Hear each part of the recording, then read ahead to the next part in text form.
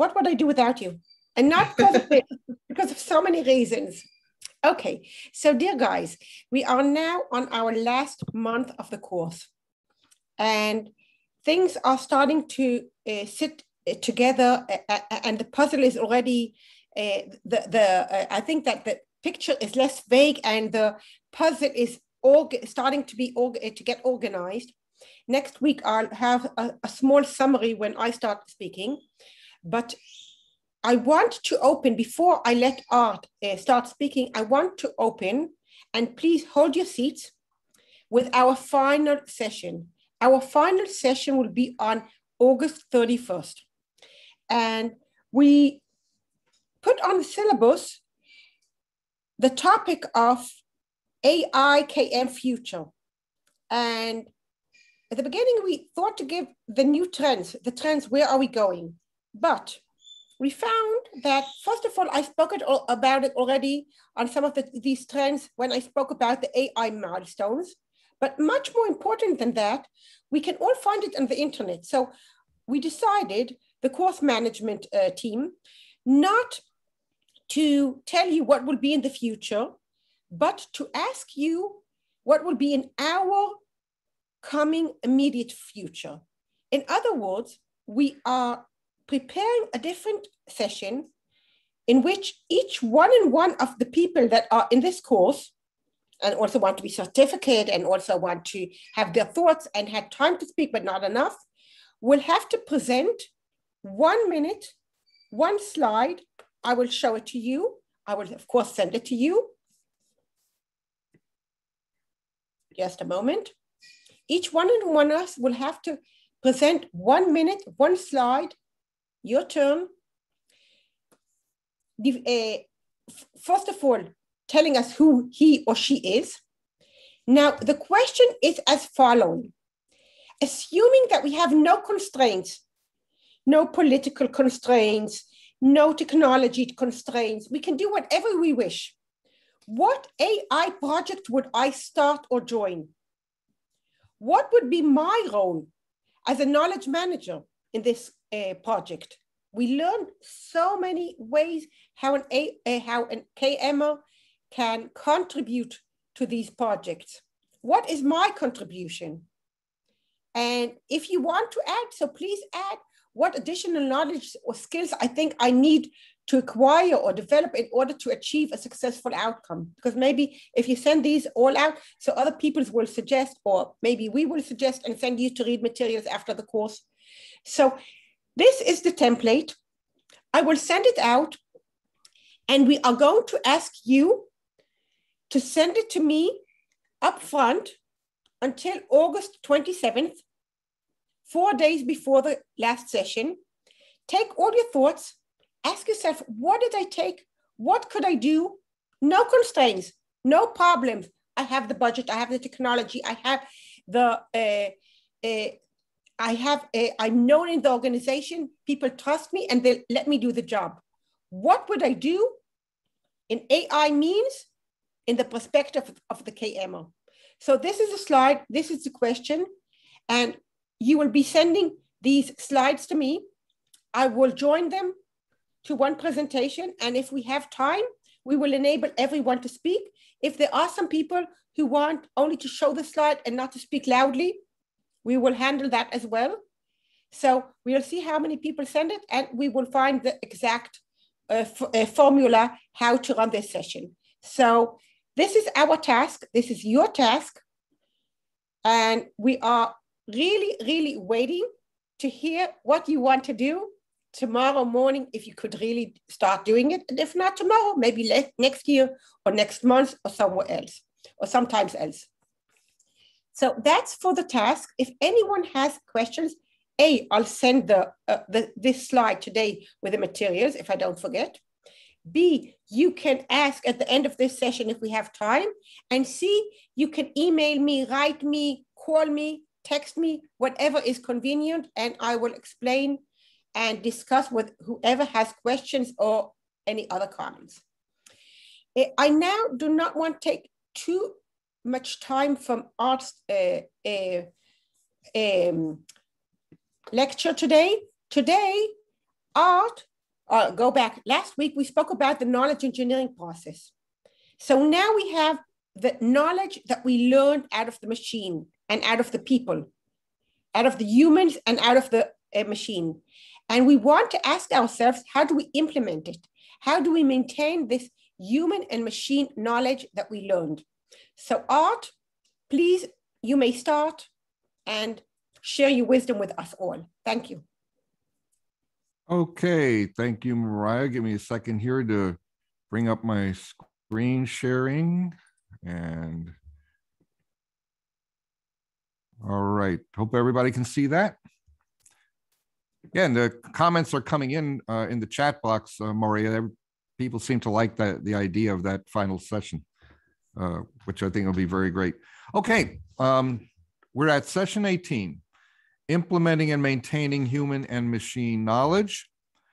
And you had a pre-class assignment ahead of this, a couple of articles, and some thought questions and these are things to think about that are very important right now as we enter this age of, as we mentioned last week, hyper automation, where more and more of what we do, whether it be simple transactional work or actual knowledge work, is either performed by or assisted by AI. So, but you think about, hey, it doesn't always work, right? So where can AI has gone rogue, and you can find examples of that. So think yourself in your work situation or wherever you might be planning on interjecting AI, where can it go rogue? And then the next question would be, how do you detect and respond to that if it does happen? And how can you limit it from happening? Hold on, I'm trying to adjust here. My control panel is blocking part of my slide. Okay. All right, so today, the purpose of our session today is to do three things. Know how to formulate and enact a governance model for your organization and its growing body of knowledge. And as Moria said, human and machine knowledge together. And I think we know by now it's not humans alone, it's not computers alone, it's both working together, because we accomplish much more when both are together than anyone alone could.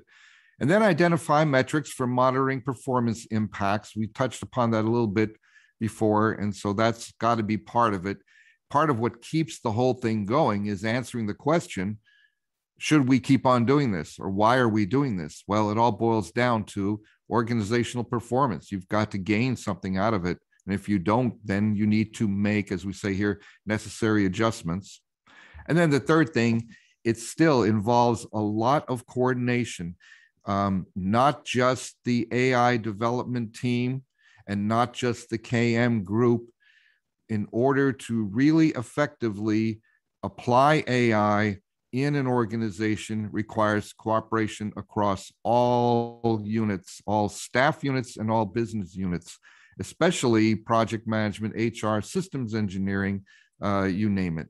And then how do you cut into those organizations and understand what each organization's role is, and maybe what other additional skills development they need to do in order to successfully achieve those roles or accomplish those roles, right? So that's what we're up against today. Now, we touched upon in KM leveraging AI projects. Here's our course knowledge graph. And we started by mapping problems, opportunities, and risks. And then last week we went really deep into data models and algorithms. I promise I'll go easier on you this week than I did last week.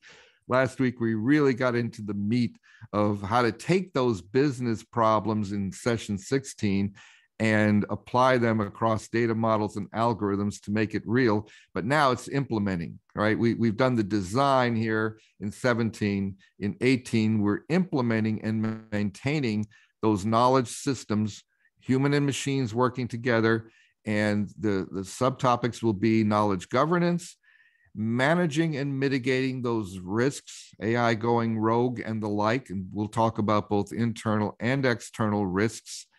Then training and maintaining the AI systems. Remember, just like we have to train and maintain maintain people, you have to train and maintain AI.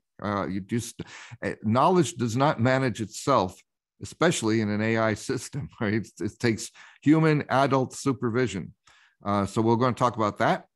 And then the human capital side, we've got to keep training ourselves because the AI is zooming ahead, and in many aspects, we humans are falling behind. It's hard for us to keep up to speed with what's going on the technology side. So you've got this back and forth, and trying to maintain that imbalance is something to consider. And then finally, the performance impacts. Why are we doing this? And making sure, because we only have so many resources, making sure that we are directing our efforts in those areas that provide the best results. Okay, hope that makes sense. All right, then, onward. So quick summary of what we covered last week in a one-slide summary of everything we covered. So this is it. And as I said, my purpose was not, I couldn't teach you to become a knowledge engineer or an ontologist, everything in 1 hour. But if anything, I hopefully gave you an appreciation for, yes, it is very involved. It's not something that you can do quite easily. If we're going to do it right, there are a lot of different elements and a lot of different moving parts involved, as we saw last week. So the question becomes, what holds all of this together? How do we actually make it real and make it happen? That's the question we're addressing today. And so where can we start with holding it all together? It all starts with knowledge governance, human and machine knowledge governance. So let's first talk about that. Okay, quick survey, a little thought question for everybody, plain sheet of paper, just for fun. Do you know how many business rules your organization has? And if you know how many, just write them down. And if you don't know, okay, you don't know. But this is just for fun, okay? And if your answer to that question is IDK, which is text lingo for I don't know, how much effort do you, and hopefully you realize that if you don't know, I think you understand that you should know, right? So given that you should know and you don't know, how much effort would be required to at least make a close approximation? Is it something you could find out very quickly with little or no effort? Or are you on the other end of the spectrum where it would take an awful lot of effort? And if you're on this end of the spectrum, if your answer to this was a 9 or a 10, then odds are your AI system looks like that slide. Everything's buried and patched together.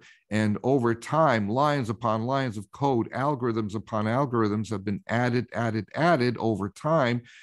Data scientists, you hire data scientists, data analytics people, they come and go.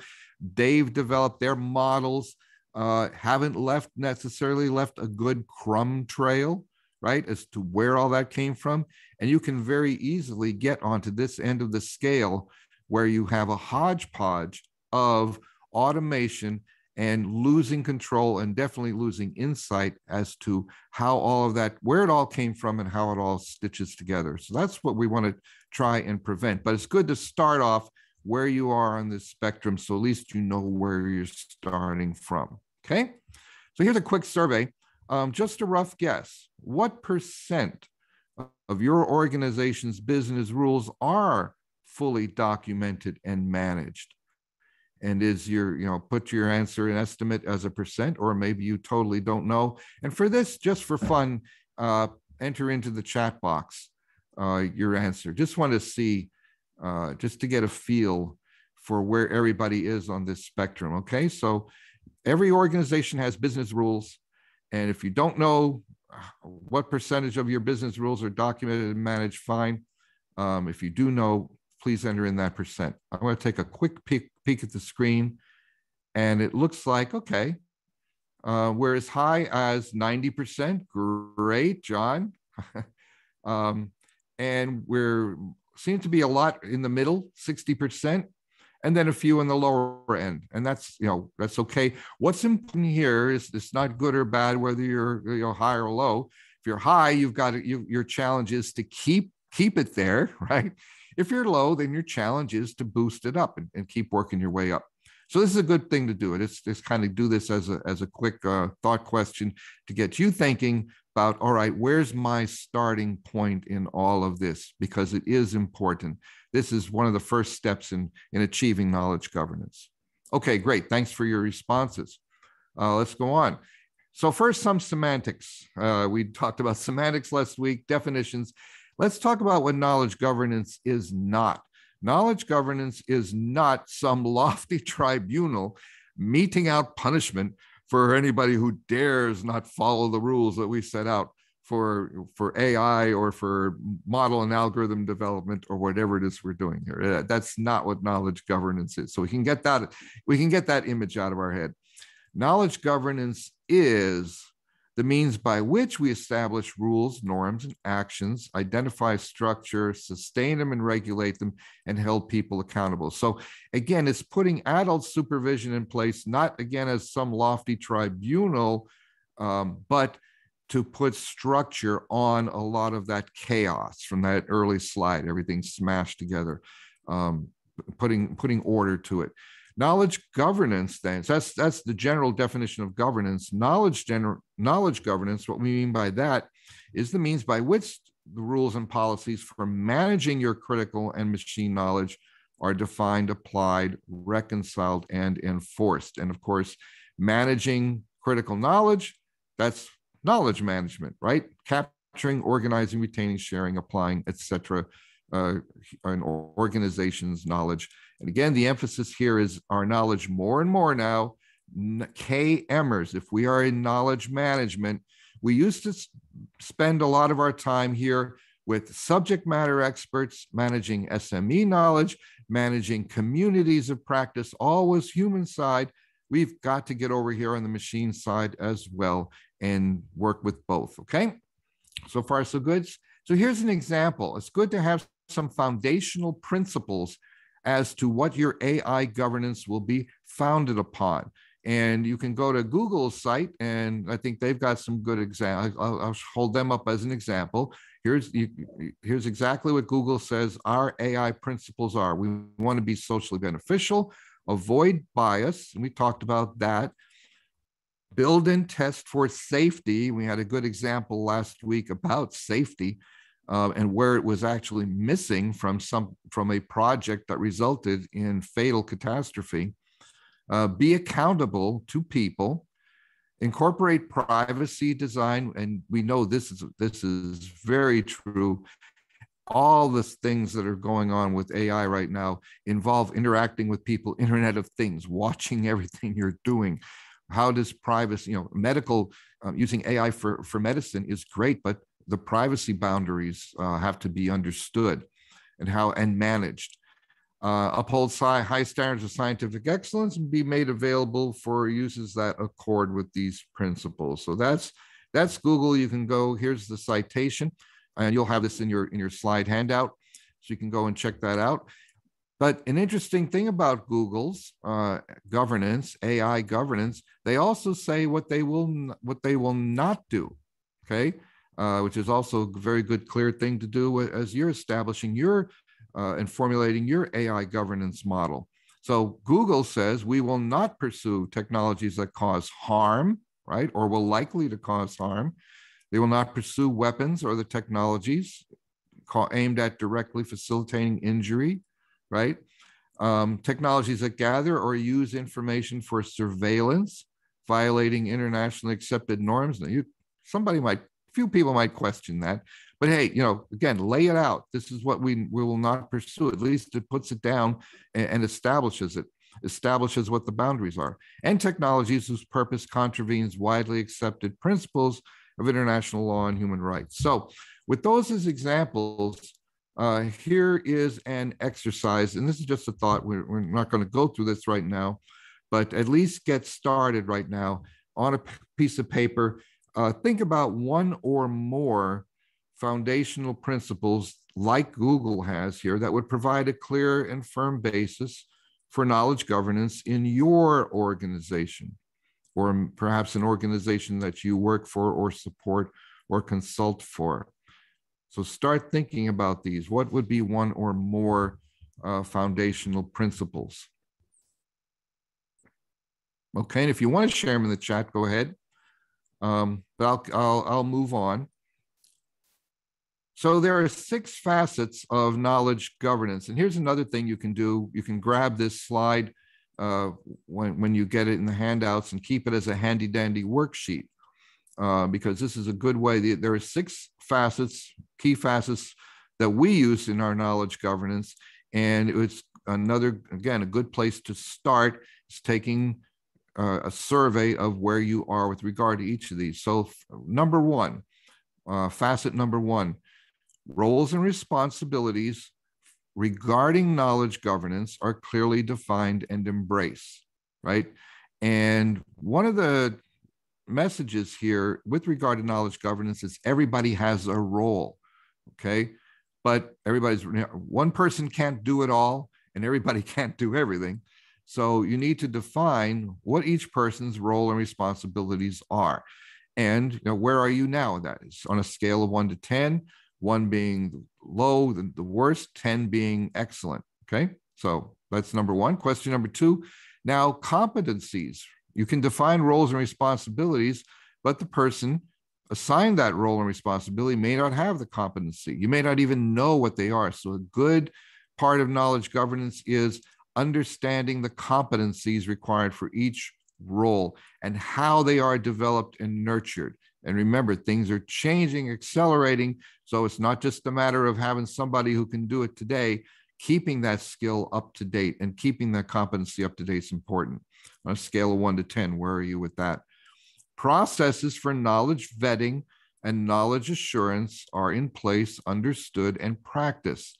So the things we KMers do a lot of, knowledge elicitation and vetting and knowledge capture, again, if it's not just one if we're a KMer, odds are we're going to be spread thin. Everybody's got to have a role in this because there's just too much knowledge out there. Every person in the organization has their knowledge that they're applying in their work. So what are the processes for helping that knowledge vetting take place? Okay. Then links to organizational performance are known as and measured. This helps with the prioritization, very important, right? You only have so many resources. So what's important and where is the impact? Number 5, then training plans for humans and machines. And we'll talk about how to train machines too later on. So that's got to be there. And then finally, how do you socialize reward and recognition? To do maybe the first 5 may may likely require a cultural change, a change in work behaviors, the way people do things. Especially, we as KMers, we've encountered over the years the difficulty in knowledge sharing, right? Because people didn't want to share their knowledge. They felt keeping their knowledge, hoarding their knowledge made them more valuable. And we had to go through this socialization process, and other recognition and reward programs to overcome that hesitation. And the same thing is going to be likely occur as you try and implement a human and machine knowledge governance system in your organization.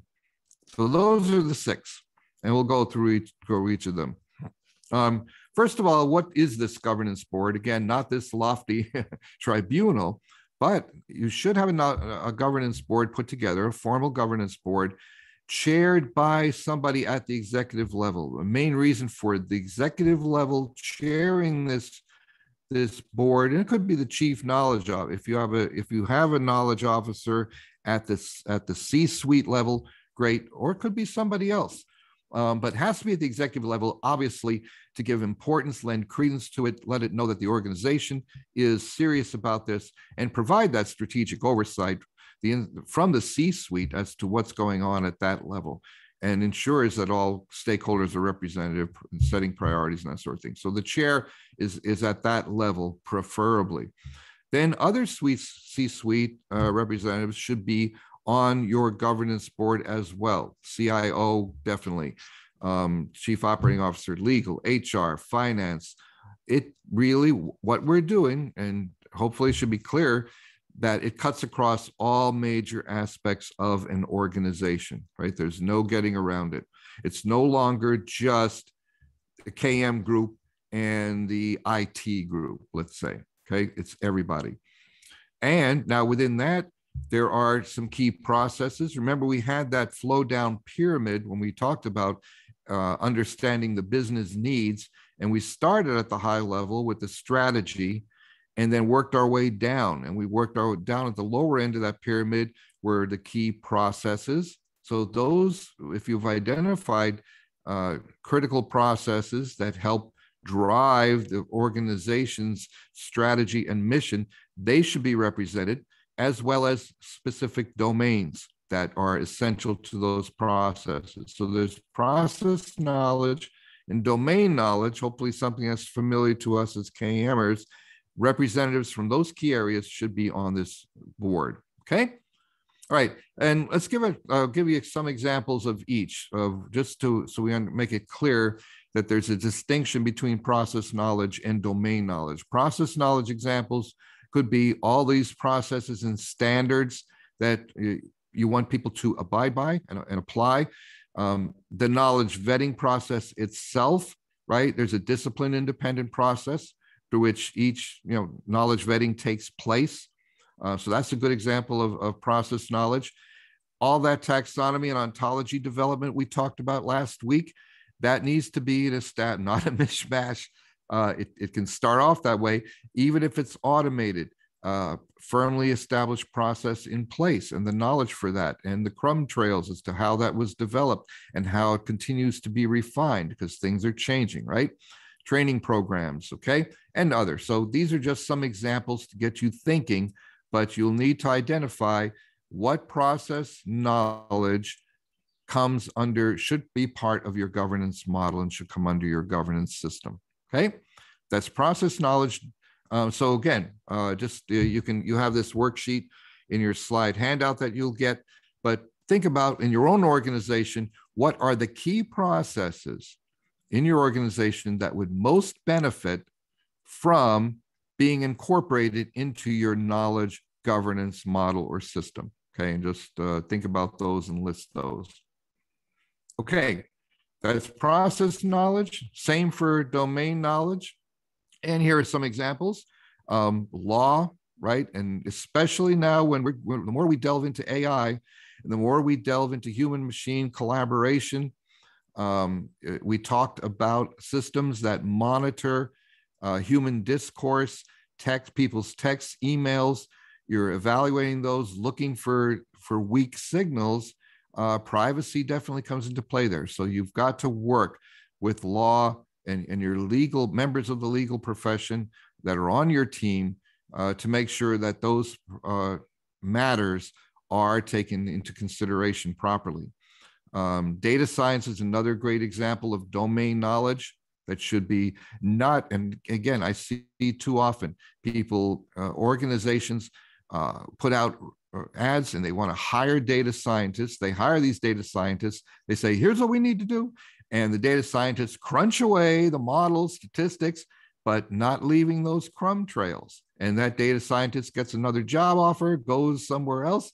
Next one comes in trying to figure out what that past data scientist did or didn't do, or just said, throws their hands up and said, I'm going to do it my way anyway. Well, what is their way, right? Hopefully you see the importance of knowledge governance, the role of knowledge governance in stabilizing these very tight domains where people tend to be very esoteric. People tend to come and go sometimes, and not leaving any kind of crumb trail or knowledge trail, if you will. Same for the world of software development. Agile is very important right now. Agile tends to be something that's often done loosely. UX, UI design, things like Nielsen Norman, right? Do you use Nielsen Norman for your usability? That should be captured and managed. Systems engineering, which we said last week was often disconnected from project management and the other aspects of a project, right? So by capturing this domain knowledge, you also as we did in the ontology exercise last week, beginning to show the cross connections, even though these all use their own language, right? Part of your knowledge governance and where KM has a great role to play is connecting all of these different pieces and getting the communication and the knowledge to flow more smoothly, where in very many cases there are barriers and walls and silos separating these different aspects. Okay. All right. So hopefully that gives you plenty of examples to work with. And I'm just taking a quick look at the comments here. Yeah, Lene, right? Requires updates to the organizational goals and culture. Right. Lene makes a great point in the chat box there. This approach requires updating organizational goals and culture in order to be successful. That's exactly right, and often starts with the behavior, modifying behaviors. And yes, you may. So you're likely to find, the more you get into this, the more likely you're to find that, hey, some of the practices, what you thought were best practices, are actually out of date. So yeah, good point, Lene. There's a circular process going on here. We often call that a cycle, and John Lewis's cycle is very good. So let me throw in a plug for John Lewis's cycle. And a simple way is innovation and learning, innovation and learning. Every time you introduce something new, you've got to learn from that and update your principles and practices. Okay, going all right. So the same thing in a worksheet. Think about. There's one more question. Okay, let me take a look. Yeah. Let's knowledge see. of insurance, banking, retails, essentially industry, business knowledge. Are they not the core of domain knowledge?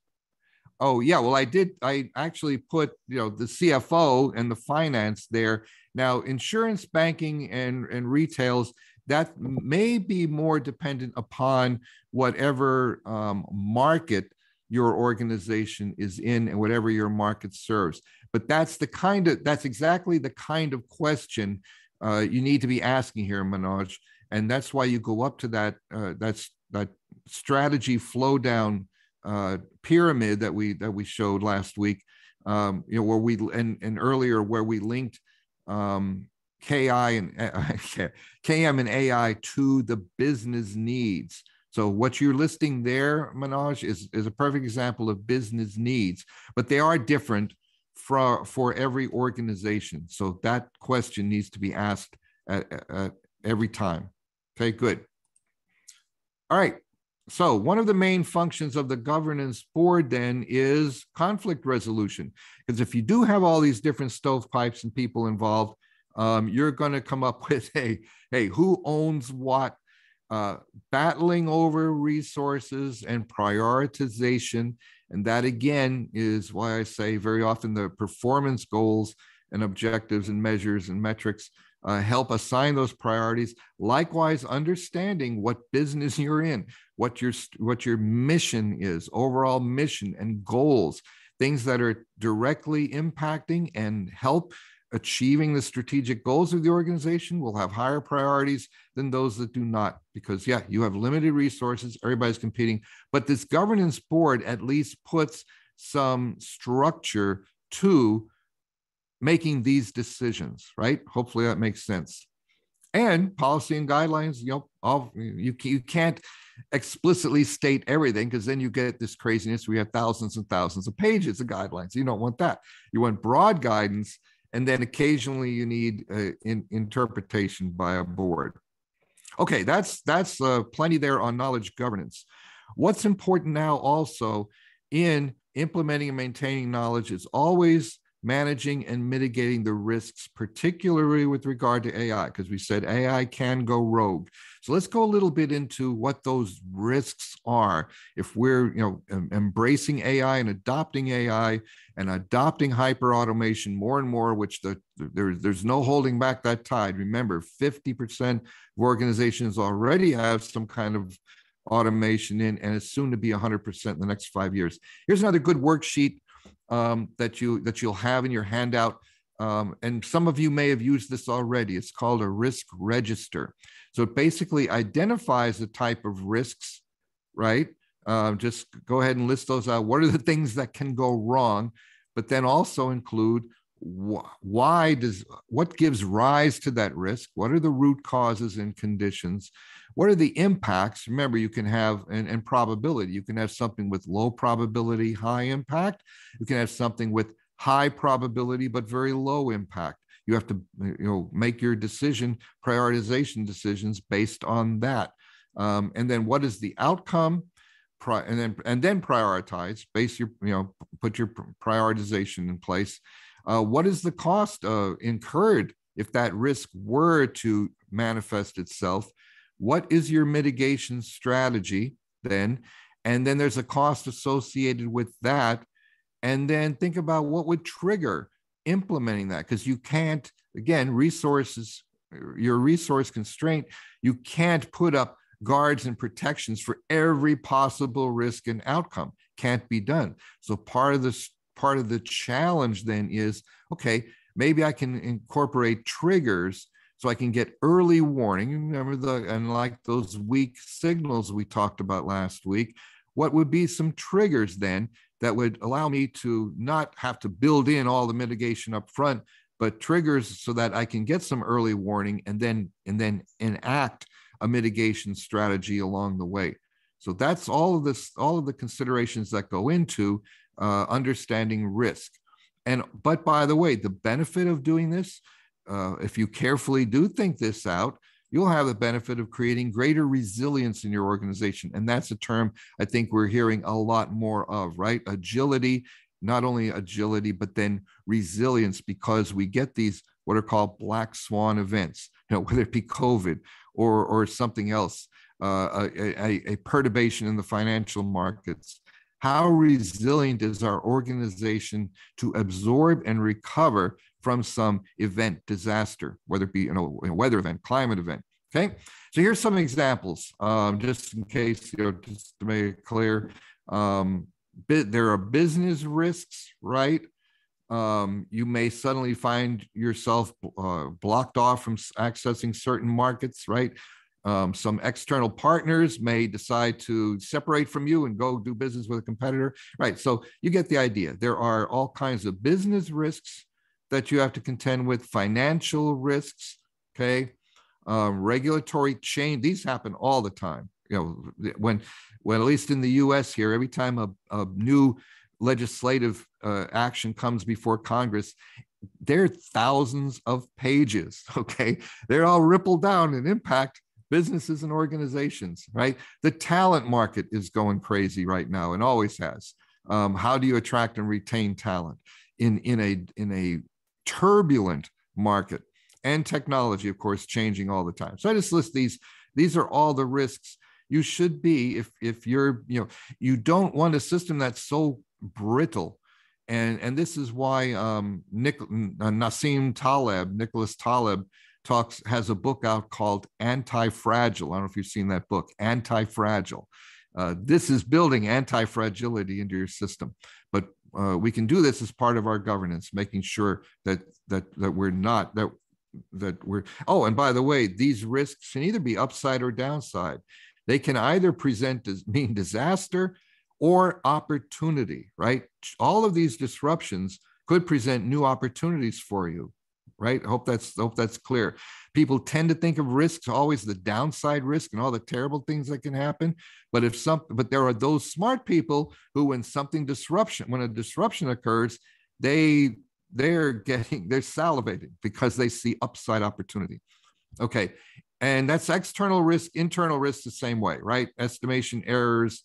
I'm no need to go through all these. You'll have these in your handout, but this just gives you, again, more ideas for the types of internal risks that we're facing, especially as we move toward more AI and automation. Okay, so again, don't need to go through all these, but it's a good handy dandy list to get you thinking about all the internal risks. And again, any one of these can open up opportunities as well as taking care to protect the downside, right? Okay, so a quick exercise then for you to think about, given all of that. Won't go through it now, but think for yourself. What are some of the greatest external risks your organization is facing? and what are some of the key process areas that carry the greatest risk. Okay, so you see how all this is coming together. We talked about key processes, talk about those risks, internal and external, that you need to be aware of, and then going back to that risk register, prioritizing and determining, okay, what resources do I allocate toward mitigation, and in what phase, in what time phase, right? Again, a lot of moving parts, but very, very important. If it sure beats doing things that you can do things ad hoc if you want and take your chances, or governance will help put some structure and management to this. Okay, so some ways that KM can help. We did this last time. We showed in that example, data and text analytics. You can monitor both what's in your customers' discourse, your employee discourse. And by the way, in terms of monitoring employee texts and emails, people right away say, "Oh no, well then that people are going to not going to like that because it violates privacy." Believe it or not, we found in a couple of instances that we've done this, the employees were happy. They were happy that somebody was listening, because very often the employee discourse is one of frustration, saying upper management never listens to us. They have problems. They're aware of problems that upper management is missing. So, again, you have to worry about privacy, but don't be surprised if people actually, once they understand this, warm up to having their discourse monitored, so you can detect these weak signals, detect those possible risk areas, and mitigate them early rather than later. Okay, hopefully that makes sense. Okay, that's one. Here's another, I'll give you another little tip, because there are many, many ways to manage and mitigate risk. One thing I hope is clear is, as we it goes back to those business rules. How many business rules do you have? You dive into your processes, you'll end up with thousands, tens of thousands of business rules, comparisons, patterns. That becomes very unwieldy. So if you're in it, is anybody familiar with cyclomatic complexity? If not, there's a link there. But here's an interesting and possibly innovative idea. Software developers use this all the time. It's been around since the 70s, and it helps software people. If you're familiar with the term spaghetti code, right? Code on top of code, you patch, you have a new software, somebody makes a change and they add a change on top, and pretty soon you've got all kinds of unwieldy software. Cyclomatic complexity is a technique for minimizing the paths, removing redundant paths, and doing what is called refactoring, keeping your software flows in the most efficient way possible. All right. I'm suggesting learning about that, or working with somebody in your software development side of the house that understands and uses cyclomatic complexity, and apply that to AI algorithms and even your knowledge management, understanding the knowledge flows in your organization, process flows. This tends to be, again, one of those. Here's a good example of a siloed process. This is typically used solely in the realm of software development. Yet we do the same thing when we do process modeling, right? And when we do decision trees, and we're doing all this in our KM work. But very quickly, our process models start getting very complex with redundant paths or erroneous paths. We can borrow a well-proven over decades approach from the world of software and apply it to our own work in knowledge management, and in particular in AI. Okay, so you can read further on that. I just leave that there as kind of a little gift, no extra charge, of one example of how you can take something from a domain that's been running all by itself and apply it across the board. Okay, and don't forget that risk register. All right, got to keep moving here. I want to say a word about trust. Okay, trust is important. Without trust, all this stuff is meaningless. So we've learned that from knowledge sharing, okay?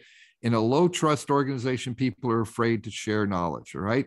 So you have to, and this is why it's important to have that C-suite person or several people from this executive level on the governance board, because you need to, and this goes back to the question about cultural change. People need to be safe with doing this. No fear of retribution. If you're going to share knowledge, if you're going to speak openly and freely, there can't be, fear of retribution, all right?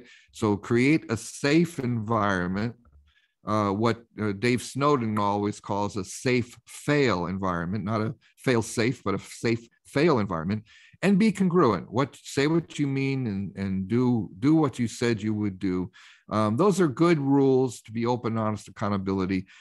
I point this out only because as you get into the types of things we're talking about, including sharing knowledge and common language and common understanding, there has to be trust, more openness, more transparency, and more trust. Without that, you're going to struggle. All right. And when it comes to trust, less is more, okay? If trust is spread out too thinly, that breaks as well. A good example is in the United States intelligence community. You remember the Vault 7 release? It was all those top secret applications that were leaked out to the world. And when they tried to find out where the leak occurred, there were 7,000 people that had access. So one of those 7,000, they had to find one out of those 7,000 people who leaked the information. So again, reducing that trust footprint. If 7,000 people are keeping a secret from however many other thousand are in your organization, that's a problem, okay? So that's another something to think about. If we're moving into the knowledge age, there has to be more transparency and openness. I'm not saying you share proprietary things and things of that nature, but just try to keep that trusted footprint as small as possible. And the more openness you have, the less you have to worry about trust violations. All right, let's go to, we need to talk about training.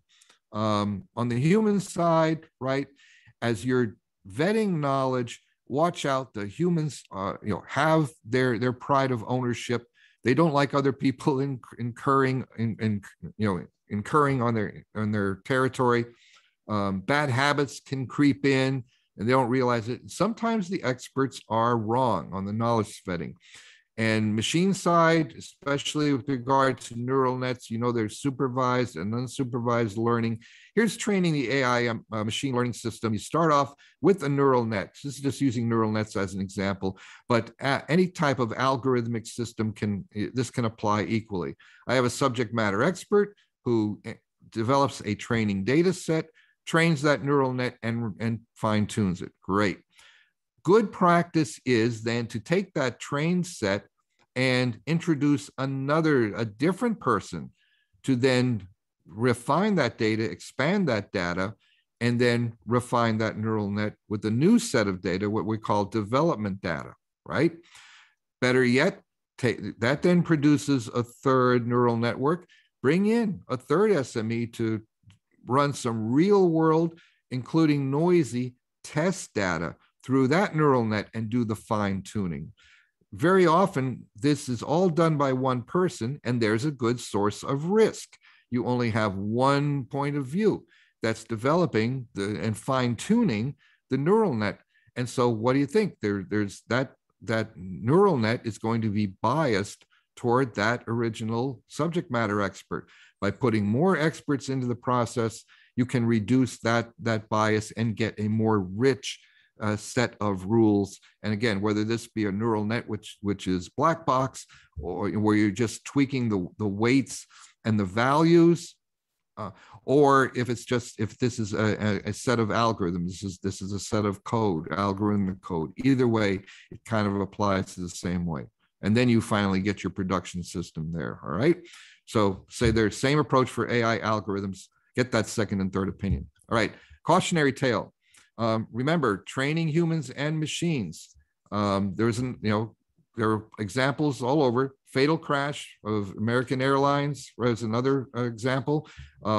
This was where the humans were not trained properly in the simulator. The pilots, according to the black box, when they were investigating the fatal crashes, they did exactly what they were trained to do in the simulator, but the simulator was wrong. Hence, the humans were trained wrong. And we saw our 737 MAX example last week also. And there, the pilot training was not in sync with the software. So AI, the message here is AI knows only what it's been trained to do. And the more adult supervision, the more eyeballs, the more experts you can put on that training process, running those simulations ahead of time, putting together that risk register and really revealing what can go wrong. Okay, and then what's the probability of going wrong? And maybe the probability was low, but the impact was high. Fatal crash is a high impact event. Then you make your adjustments accordingly as part of your governance. Okay, now I'm going to go through this next part quickly because we sort of know this in the discussion before we leading up, when everybody was signing on, we were talking about soft skills. The human capital side of AI involves, certain soft skills, knowledge, skills, and abilities. So soft skill, if we KMers, this is important, if we KMers now are going to take on the role of implementing this or in promoting, evangelizing, doing all of those things we talked about in knowledge governance, we need to have you better have good facilitation skills, right? Better have good analytical skills as well. At least understand. Don't have to be a knowledge engineer, but at least appreciate what goes into knowledge engineering and make sure that the people who are doing it have the right skills, right? So there's soft skills, analytical skills, technical skills, and subject matter expertise, all combined go into this, okay? A little bit more elaboration on the soft skills, right? Understanding and these are clearly human things that AI and machines cannot do. Humans do this well, right?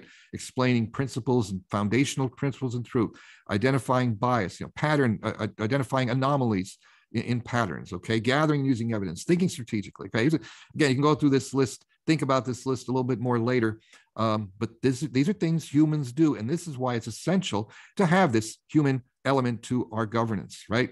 Human learning. So as you're looking to have people perform this knowledge governance, they should understand learning behaviors, right? If you're talking about changing behaviors, changing the culture of an organization, or at least modifying it, you've got to understand psychology, right? How to do that. Remember, we talked about selling executives, fear and pain and pleasure, right? Psychology.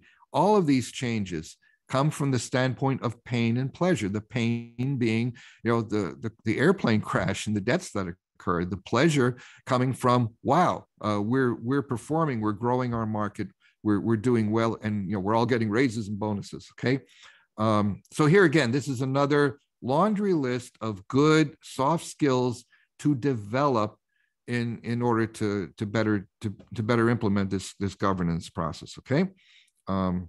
So I'll let you, again, won't go through all these. You can go through that worksheet. And here's a similar worksheet or a similar checklist for analytical skills, right? How do you produce, when we do those knowledge graphs, and this went into that, the case example we gave last week on the Boeing 737. The computer generated data visualizations in the form of a knowledge graph, but still, humans, the computer didn't exactly tell you everything that was in there. Humans had some insight into that and said, oh, wow, look what this is telling me. 3 hops away, I can make a connection that wasn't apparent to the people working on the project. Things like that, okay? So develop these skills, knowledge, skills, and abilities in your people so that you can better do this. And again, it will open up amazing worlds to you, okay? Same way as subject matter expertise, right? We know who those are. But the subject matter experts as he said, got to get out of that mode of protecting their knowledge and keeping it to themselves. Everybody should be a mentor to somebody else. Everybody in an organization should have a mentor, and everybody in the organization should be mentoring somebody. Does that make sense? That keeps that knowledge flow going, breaks down the barriers, right? Everybody mentors somebody, and everybody is mentored by somebody. Okay, technical skills, boom. I don't think we need to go through that. I want to move along here, getting close to the end. The performance impacts we've talked about, okay? Getting the knowledge right, okay? Knowledge assurance, accuracy, timeliness. So in other words, if you're developing these metrics, they, clearly accuracy, timeliness, all those things that are important should be part of it. Integrity, maintaining that crumb trail, knowing where something came from, and transparency, provenance, the same idea. Who came up with this? Where did it come from? What is the audit trail, the crumb trail? Maintaining privacy and security with regard to knowledge. Okay. Here's a slide I put together. This is important. No one left behind. Anybody familiar with ISO standard 40500? You should be, because part of no one left behind, it's easy for us that do not have any challenges or disabilities, visual or otherwise, to go through all this and manage all this complexity. But whether it be customers, employees, there are people who do not have the same abilities that we have, but yet we can accommodate them. So there's something called the worldwide, the WWW Consortium's Web Accessibility Initiative, okay? And they have guidelines for making web content and all content, knowledge, information accessible to people with physical, hearing, all kinds of impairments. Do you ever think about photosensitivity? Your display may be fine, but any kind of flicker or brightness set in the wrong way can affect people, okay? So if you're for instance, if you're in the US government, you have to abide by these. And if not, you could get into serious trouble. So I point this out in that, remember, leave no one behind. Always, as you're doing these data visualizations and developing that UX, UI, that user experience and user interface, don't forget the people who may not have been born with, or through some accident or whatever, do not have the same physical abilities that you have, and they can be taken care of. Remember, doing simple things like when you put an image up on the screen, having text behind that image. All right. Finally, perform. Oh yeah, go ahead, Annie. Art, you want to answer a quick question, or you want to finish that one up? Yeah, let's grab it. Okay. How do you measure soft skills? What are some recommendations to see where the people within your organization can be leveraged towards the right projects? Soft skill development is more. It's the best way to measure it is to have people do it, to practice it. So one that comes to mind off the top of my head, there are a bunch of them. Facilitation, all right? If you're working on a project team, I know me, this is my own personal experience. As I got into project management and working on teams, my company sent me off to training class to learn not only basic communication skills, but facilitation skills. So that's it. Number one, training and doing. And I learned by doing, all right? We each had to actually do a project and demonstrate what we were learning in terms of developing facilitation. Facilitation is an important soft skill. I will give you, I'll make a note here. There's something called the Team Language Coefficient, TLC. I will send that to everybody when I pop up these, when I post these slides. Are you familiar with the Gini coefficient? The Gini coefficient is used by the World Bank and other and the United Nations for measuring income inequality, right? So the higher the coefficient, the greater the inequality. The lower the coefficient, the less the inequality. A guy by the name of Marquette, he was a submarine commander. He took that formula for the Gini coefficient and created a language coefficient. That's where you can actually measure using the, whether it be the conversation or the emails exchanges, the text messages, part of your text analytics can be the coefficient that says, is somebody hogging the conversation? So when that coefficient, when that language coefficient is 0, it means nobody is hogging the coefficient. Everybody has an equal voice, right? So your facilitation is good. If one person is hogging the coefficient, that coefficient is near 1 or very high, that shows that one person is dominating, and that can, of course, lead to trouble. So that's a couple of examples that come to mind, both unmeasurable, where you just simply learn by doing and improve by doing and practice, and another one where you can actually quantitatively measure whether the equality of balance in a conversation among a team. Okay. Going back to these metrics, remember we talked about these last time. You can develop KPIs, right? So time to decision. Here's some other metrics. Time to gather. How long does it take to gather and assess evidence, right? Time to make a decision. How much rework. So point is, you come up with some high-level performance metrics and develop KPIs. We talked about that last week. I just want to reinforce it again this week. They're appropriate, but it's important. What works in one organization may not work for another. You've got to come and to find out what's most important to you. Is it timeliness? Is it quality? Often it's all of the above. And then, okay, in your processes, your work processes, where are the touch points and how can you measure improvement in those touch points that rise to reaching these, which then makes overall performance, organizational performance improve. Okay, I think we're at the end here, getting close to the end. Oh, culture. Do you know? Yeah, here's some soft metrics. Is there a strong connection to KM and AI, right? Known impact of ontology management. We talked about that. If you begin to apply these, what is, and then measure over time the change in performance, and if you can link it to what you've been doing with regard to KM and AI and knowledge governance, then fine, you can then use that to reinforce and improve your socialization, right, and evangelization of knowledge governance. Okay, so again, sharing best practices. Oh, here's a good one. People are working remotely. Good KM test. Is everybody? Now I do know people are sharing practices about working remotely because they're sharing them using tribal knowledge transfer. They're saying, hey, guess what I found? Guess what I found? But are you sharing them in a structured way so that everyone can benefit, not just one person telling another? Okay. All right. Impact on organizational strategy. Is this the last slide? Yeah, I got it. Yeah. You've seen this already.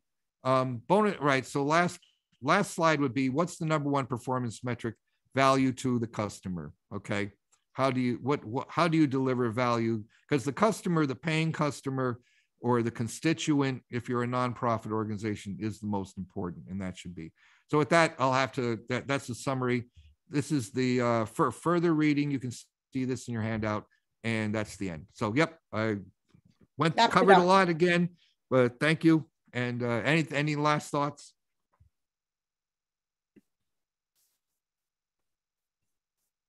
Okay, so any additional questions? Of course, you have thank yous from several people. So now we're ending. So for those who didn't join us at the beginning of our lesson, and for those who forgot what we were speaking about, I will remind us that on session 23, August 31st, each one of you are going to speak 1 minute, one slide. What? I'll show you. Just a minute. Share screen. Here we are. You will tell us what you think, what you take out of this course. If you have no constraints, if you can do whatever you wish, What AI project would you start or join? What would be your role? What your contribution as as a KMO? And if there's additional knowledge or skills that you need for that, please note them, tell us, share us, and we will see if all of us as a big team can really help you in taking it one step forward. So that's a reminder, and please send it to me until August 27th. I'll send it to you on mail. Thank you all. Any last questions? Someone who wants to raise his hand and ask a question? No. So thank you all. We have any questions on our chat? Annie, you are always... No, there's no more questions on the chat. Just so many thanks out there. Thank you very, very much, Art, on behalf of all of us. And next week, I'll be speaking. Art, you can rest. You can furnish your voice. Bye, all. All right. Thank you very much. Bye-bye. Bye. Thank you. Thank you. Bye-bye. Everyone.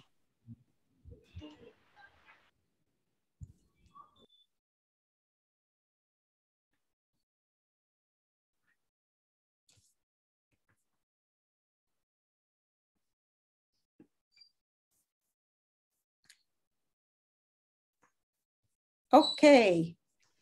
I think we're ending. Thank you, Art. Okay. Yep. Yes, I think that now you can lower your intensive workforce.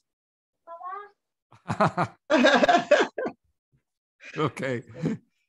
We have left 4 sessions. One Annie will be giving, and the 3 others I'll be giving. Yes, lessons learned. I mean, that's a good lead in for next week. Yes, so I furnished a bit the presentation and refined it. I'll send you it in advance. Art, did you share the slides of today already? No, and but I'm going to add that team language coefficient that's a good metric, and so I'm going to add that to the end as an appendix, and then I'll pop up I can't post them still. I still can't post them to the Google Drive, so I have to send them to you, and then you have to post them. I also don't post them, but please send Ellie a mail that you cannot do it yet, so and ask him to fix it. Okay. Okay. At least as of last week, I could not. And I will also remind him when I send him the materials, I will also remind him that it would be easier if he also gives us permissions to upload materials. Sure. Okay. Thank you all. Have a nice day. Yes. Bye. And see you next week. Yes. See you next Bye. week. Good job, Art. Bye-bye. Yeah, nice job, Art. He's Vincent, gone. get in Phuket? Yes, I'm in Phuket. Now the next challenge is going to be to go back to Bangkok, because currently they have isolated completely the island. There is no more flights. You're not allowed to travel by car.